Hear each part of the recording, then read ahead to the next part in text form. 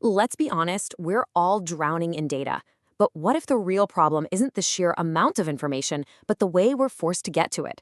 Today, we're going to take a hard look at a tool called Perplexity AI and ask a pretty big question. Is this the thing that finally ends our digital information overload? You know the feeling all too well. You have one simple question. You type it into a search engine, and what do you get? A wall of blue links, ads, and sponsored posts. So you spend the next 10 minutes clicking around, scanning pages, just hunting for that single piece of information you actually need. It's not just frustrating, it's a colossal waste of time. And that wasted time? It has a massive, massive cost. This isn't just about you and me being annoyed.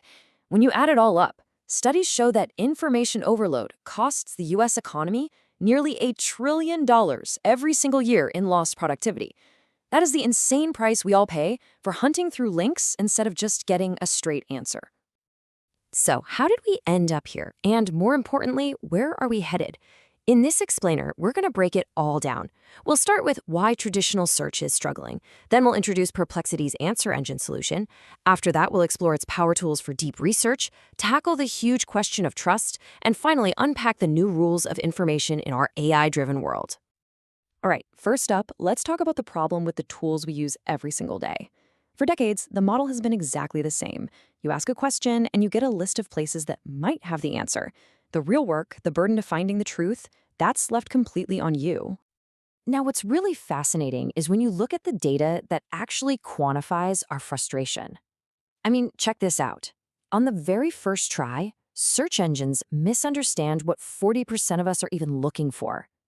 And for about 35% of all searches, we have to go back and try different keywords just to get a little closer to a decent result. The system is literally designed for trial and error. So, if the old model is broken, what's the alternative? Well, this is where a whole new category of tool comes into play. Perplexity AI isn't trying to be just another search engine. It calls itself an answer engine. And believe me, that's a fundamental difference. So what in the world is an answer engine? Okay, think of it like this. A search engine is like a librarian who just points you to a section of the library. An answer engine is more like a dedicated research assistant who's already read all the books, pulled out the key info, and hands you a summary with footnotes showing exactly where everything came from. And when you put them side by side, the difference is just stark. Instead of a list of links, Perplexity gives you direct answers. It's got an 87% precision rate. It pulls from nearly triple the number of sources for each question, and it gives you up-to-the-minute data, not stale pages that were indexed weeks ago. And maybe the best part? The interface is clean, and there are 0 ads. But honestly, this is the feature that is a total game changer. Radical transparency. Every important statement in a Perplexity answer has a little numbered footnote. You can click it, and it takes you straight to the original article or study so you can check the info for yourself. It's not some mysterious black box, it's a verifiable summary. Okay, so it's obviously great for quick questions, but where Perplexity really starts to show off is when you go beyond those simple queries and dive into the world of serious, heavy-duty research. Perplexity has this mode called deep research. You give it a really complex topic, and it just becomes an autonomous researcher. It spends a few minutes running dozens of its own searches, reading through hundreds of sources, figuring out what's conflicting information, and then it writes a full structured report from scratch. This thing is designed to do the work that might take a human expert hours or even days to complete. And for anyone in academia or for students, the uses are just incredible. You can use it to build the foundation of a literature review, find gaps in the current research, explore different methodologies for a project. You can even use it to find reliable data sets for your work. It's like having a Swiss Army knife for the entire research process. So the tool is clearly powerful, but this brings us to what is, without a doubt, the most important section. With any AI, the output is only ever as good as the input.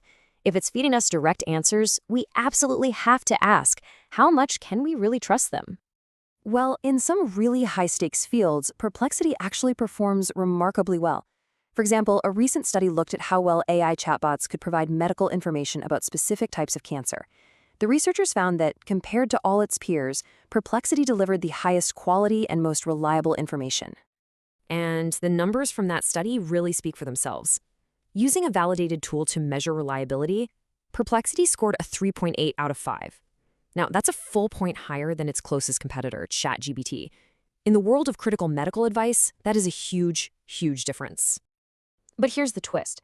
If Perplexity does so well in a super specialized field, where do you think it gets most of its information for just general, everyday questions? The answer is probably not what you'd expect.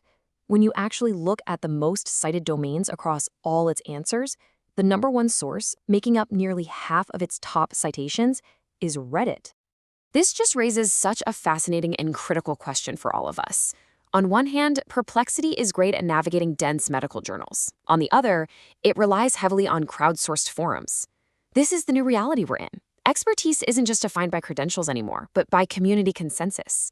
So how do we make sure we're getting quality info when a Reddit thread can be given as much weight as a peer-reviewed paper? And all of this leads us to our final section, the massive change that's happening behind the scenes.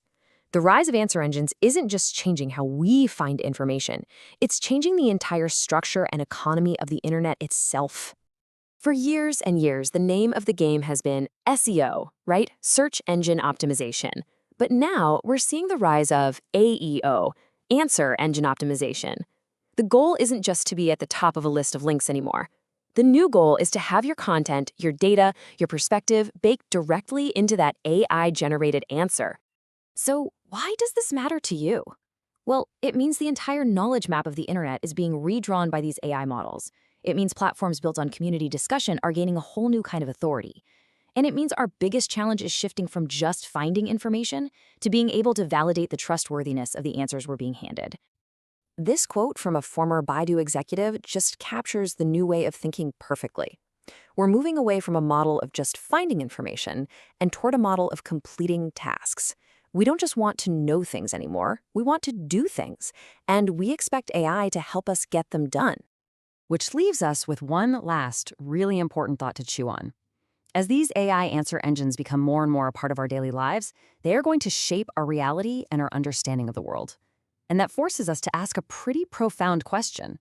In an age of AI-generated answers, what or who becomes our single source of truth?